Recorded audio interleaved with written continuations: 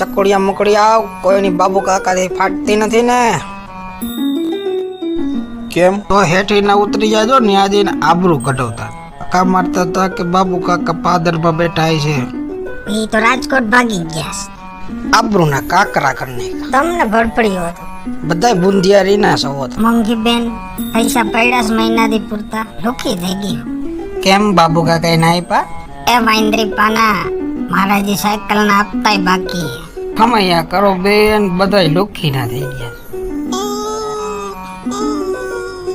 આ કૂતરું પીલાઈ ગયું એવો અવાજ ક્યાંથી આવે છે? યા જમકુ બેન કેમ બાંબેડા નાખો છો?